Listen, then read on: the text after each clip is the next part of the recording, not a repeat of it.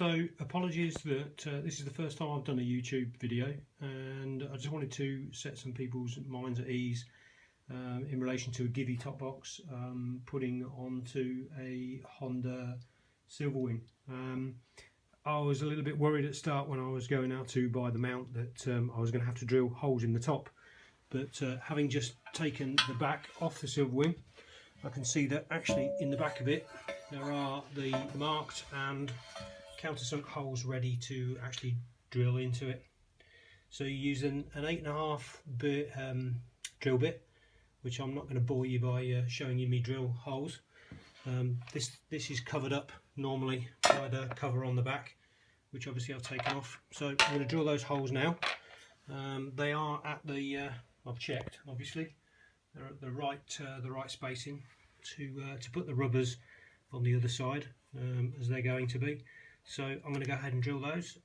There's all the holes drilled. It was nice and easy. Obviously you just take off pressure until you go through the other side, but I'm not going to try and teach anybody to suck any eggs. So here's a view from the other side, nice and clean, and no scratches. So the Givi instructions come as you can see. It's obviously really fairly straightforward, except for I did have to kind of work out and confirm myself that there are 4 bolts of one side and 4 bolts of another size, and it's the thicker bolt that goes through the Givi mount, although it does feel quite tight to go through. So there's the instructions, and there's the mount.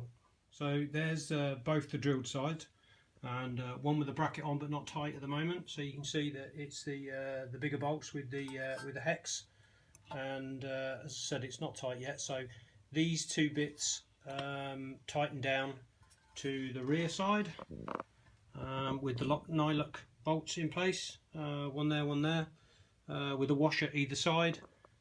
Obviously a washer on the metal side. Again, sorry, teaching you to suck eggs.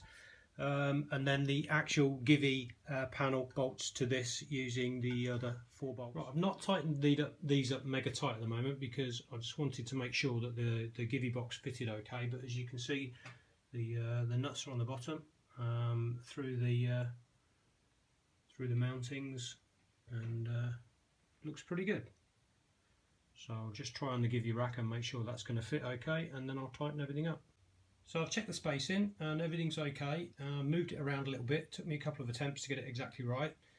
But there it is, all nice and tight across there. And then the Givi mount as itself there has got the bolts going through it, and a washer obviously. And now what I need to do is put that against it with a one of the supplied rubbers up against the Givi bottom and the metal plate, obviously, to stop the vibration. So I'm going to do that now, and then attach it to it. So quickly just show 1 or 2 of the rubbers.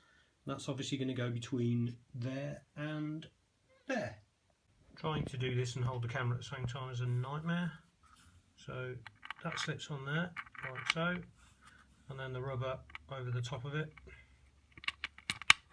Again, trying to do it holding the camera, it's hard work, but the rubber fits over the top. And so these are now going to be able to fit in the holes of these, so it should help maintain without moving around all over the place.